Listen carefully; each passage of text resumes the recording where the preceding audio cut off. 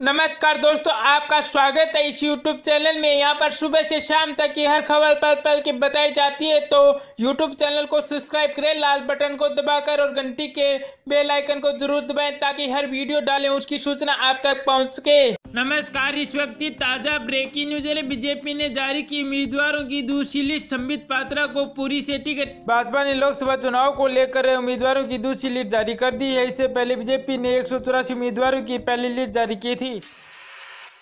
BJP की ओर से जारी उम्मीदवारों की दूसरी लिस्ट में 36 उम्मीदवारों के नाम शामिल है। भाजपा ने उड़ीसा के पुरी से राष्ट्रीय प्रवक्ता संबित पात्रा को लोकसभा का टिकट दिया गया है। पार्टी की दूसरी लिस्ट में आंध्र प्रदेश के 23, महाराष्ट्र के 6 और उड़ीसा के 5 और मेघालय असम की एक सीट पर उम्मीदवारों के नाम की घोषणा की गई है।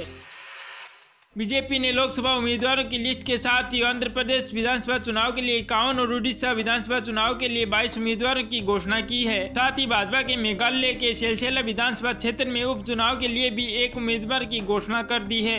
इसके साथ ही बीजेपी ने अपनी पहली सूची में यूपी के 6 मौजूदा सांसदों के नाम काटे थे। ब्रेकिंग न्यूज आ रही, योगी का मायावती को जवाब। कहा, चौकीदार के अलर्ट होने से चोर बेचैन। लखनऊ गोरखपुर उत्तर प्रदेश बसपा प्रमुख मायावती के बयान पर प्रतिक्रिया देते हुए उत्तर प्रदेश के मुख्यमंत्री योगी आदित्यनाथ ने कहा कि चौकीदार के अलर्ट होने से चोर बेचैन और असहज हो गए हैं। बसपा सुप्रीमो ने कहा था कि भाजपा चुनाव हार रही है और हारने के बाद में योगी चौकीदारी कर सकते हैं। मायावती ने सुबह ट्वीट करके कहा, भाजपा वाले चाहे जो फैशन करे, बस संविधान कानून के लिए रखवाले बनकर काम करे, जनता बस यही चाहती है। उन्होंने ट्वीट किया कि भाजपा के मंत्री नेतागण पीएम श्री मोदी के इन देखा देखी चौकीदार बन गए हैं। उत्तर प्रदेश के मुख्यमंत्री जैसे लोग बड़ी दुविधा में है कि क्या करें। सेवक योगी रहे या अपने को चौकीदार घोषित करें। बीजेपी वाले चाहे जो फैशन करें, वह संविधान कानून के रखवाले बनकर काम करें। मायावती ने ट्वीट कर मोदी सरकार पर हमला बोलते और तंज कसते हुए कहा कि राफेल सौदे की गोपनीयता फाइलें यदि चोरी हो गई है तो गम नहीं, किंतु देश में रोजगार की घटती दर और बढ़ती बेरोजगारी, गरीबियों, श्रमिकों की दुर्दशा, किसानों की बेहाली आदि के आंकड़े सरकार को पब्लिक नहीं करने चाहिए। वोट इमेज की खातिर इन्हें छिपाए रखना चाहिए। क्या ऐसे देश को ऐसा चौकीदार चाहिए? मायावती के ट्वीट पर मुख्यमंत्री योगी आदित्यनाथ ने गोरखपुर में कहा कि चौकीदार के अलर्ट होने से चोर बेचैन और सहज हो गए हैं। और उन्होंने कहा कि मैं और पूरा प्रदेश मायावती जी की चिंता और बेचैनी को अच्छी तरह से समझते हैं, क्योंकि उनके कार्यालय में लूट और भ्रष्टाचार के नए रिकॉर्ड बने थे और अब चौकीदार के अलर्ट होने से ये सब बंद हो गए हैं। और उन्होंने कहा कि मैं और पूरा प्रदेश मायावती जी की चिंता और बेचैनी को अच्छी तरह से समझते हैं, क्योंकि अब उनके कार्यालय में लूट और भ्रष्टाचार के नए रिकॉर्ड बने थे और अब चौकीदार के अलर्ट होने से सब कुछ बंद हो गया है और वह अब सहज महसूस कर रही है। अब पूरा प्रदेश अलर्ट है, इसलिए उन्होंने देश को संसाधनों को लूटना था, उन्हें अब परेशानी हो रही है। उन्होंने कहा कि पूरे प्रदेश में हर जगह चौकीदार है और चौकीदार पूरी तरह से अलर्ट है और चोर सहज महसूस कर रहे हैं। वास्तव में हर जगह नागरिकता चौकीदार है और मैं योगी हूँ, इसलिए मैं धर्म और समाज और संस्कृति का चौकीदार हूँ और एक मुख्यमंत्री होने के नाते प्रदेश का चौकीदार हूँ। चुनाव 2019 में चुनाव में वोट न देने पर नहीं काटे जाएंगे 350 रुपये। आइए तो पूरी खबर पर नजर डालते हैं, जिसमें कहा गया है कि अगर आप वोट नहीं देने जाते हो तो आपके बैंक खातों में से 350 रुपये काट लिए जाएंगे। वहीं बता दें कि वोट नहीं डालने गए तो बैंक अकाउंट से कटेंगे 350 रुपये। इस बार लोकसभा चुनाव में वोट नहीं डालना आपको पड़ेगा महंगा। चुनाव आयोग के प्रवक्ता ने कहा है कि इस बार जो वोटर नहीं डालेंगे उनके बैंक अकाउंट से 350 रुपये काट लिए जाएंगे और जिन वोटर के पास बैंक अकाउंट में 350 रुपये नहीं है उनसे ये पैसे मोबाइल रिचार्ज के वक्त कट जाएंगे। इस साल 11 अप्रैल से लेकर 19 मई के बीच कुल 7 चरणों में लोकसभा चुनाव का होना है।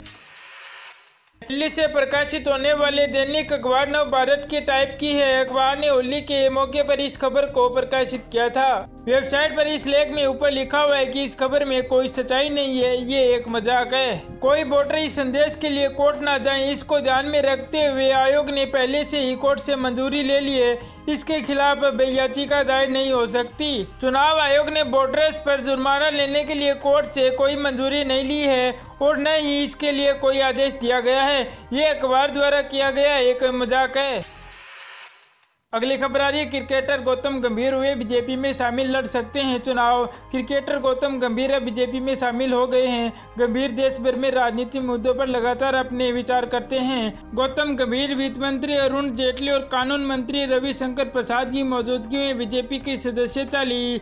गंभीर नई दिल्ली लोकसभा सीट से चुनाव लड़ सकते हैं।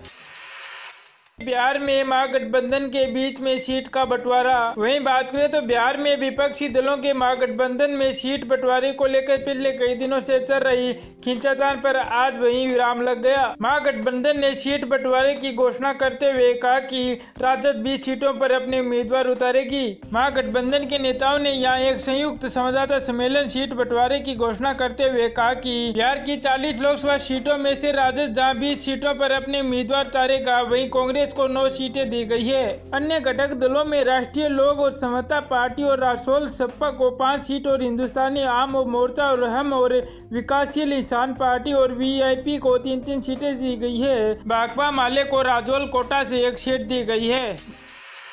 वहीं अगली खबर आ रही है, मायावती के बाद शिवसेना ने की अपने उम्मीदवारों की पहली लिस्ट जारी। चुनाव की तारीख का ऐलान होते ही अब धीरे धीरे सभी पार्टियां बारी बारी से अपने उम्मीदवारों का ऐलान कर रही है। इसी कड़ी में जहां एक तरफ आज मायावती ने बसपा से 11 उम्मीदवारों की सूची जारी की है, वहीं दूसरी तरफ शिवसेना में अपने महाराष्ट्र में 21 लोकसभा प्रत्याशियों की सूची जारी कर दी है। आपको बता दें कि दक्षिणी बम्बई में पार्टी ने एक बार फिर से रवि सावंत को उतारा है। वहीं पार्टी ने मौजूदा 17 सांसदों को टिकट दिया गया है। इससे पहले गुरुवार को शिवसेना की सहयोगी भाजपा ने अपने उम्मीदवारों की पहली लिस्ट जारी की थी। शिवसेना ने एक संपादकीय पत्र में कहा कि पवार और मायावती का चुनाव लड़ना इस बात का संकेत है कि नरेंद्र मोदी प्रधानमंत्री के रूप में जीतकर लौटने का रास्ता साफ है। शरद पवार के साथ मायावती ने भी लोकसभा चुनाव न लड़ने का फैसला किया है। मायावती का हवाला देते हुए शिवसेना ने कहा कि वह देश भर में अपने पार्टी के उम्मीदवारों के चुनाव का प्रचार करना चाहती है, इसलिए उन्होंने खुद चुनाव न लड़ने का फैसला लिया है। लोकसभा चुनाव पर बीजेपी ने 184 उम्मीदवारों की घोषणा। केंद्रीय मंत्री संजय प्रकाश नाडा ने प्रेस कॉन्फ्रेंस करके लोकसभा चुनाव के लिए 184 उम्मीदवारों के नाम का ऐलान कर दिया। प्रधानमंत्री नरेंद्र मोदी एक बार फिर से वाराणसी से और बीजेपी विधायक अमित शाह गुजरात के गांधीनगर सीट से पहली बार लोकसभा चुनाव लड़ेंगे।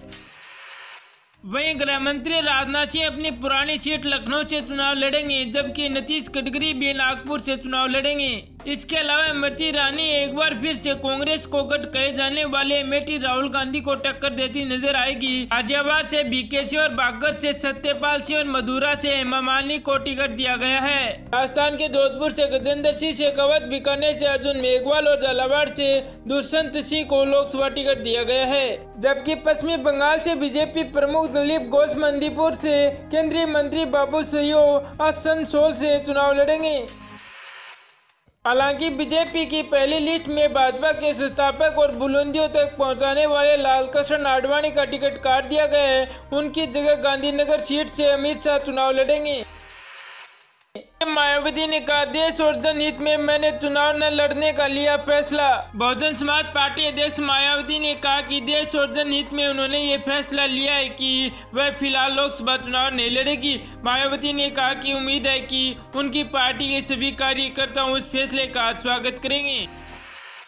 बसपा सुप्रीमो का कहना है कि इस चुनाव में उनका मकसद है कि प्रदेश की एक एक लोकसभा सीट को जीतना, जिन्होंने पार्टी के सामाजिक और आर्थिक परिवर्तन को मिशन को बल मिलेगा। उन्होंने कहा कि पार्टी के मूवमेंट धरातल पर रखकर संग्रहशील बनाया है, न तो वो कभी चुनकर संसद नहीं पहुंच सकती है। मायावती ने कहा कि मुझे लगता है कि मेरे चुनाव में खड़ा होने व जीत हासिल करने के ज्यादा जरूरी गठबंधन की सफलता है, इसलिए मैंने लोकसभा चुनाव नहीं लड़ने का फैसला किया है, लेकिन मैं पार्टी के लिए पूरे देश में प्रचार करूंगी। उन्होंने कहा कि भारतीय जनता पार्टी भाजपा को सत्ता से बाहर का रास्ता दिखाने के लिए उत्तर प्रदेश में बसपा ने समाजवादी पार्टी सपा और अंतर्राष्ट्रीय लोकदल राजद का गठबंधन किया है। मायावती ने कहा कि वर्तमान हालात को देखकर अगर चुनाव के बाद मौका आए तो जिस सीट को चाहे उन्हें खाली कराकर संसद बन सकती हूँ। नमस्कार दोस्तों, आपका स्वागत है इस YouTube चैनल में। यहाँ पर सुबह से शाम तक की हर खबर पल पल की बताई जाती है, तो YouTube चैनल को सब्सक्राइब करें लाल बटन को दबाकर और घंटी के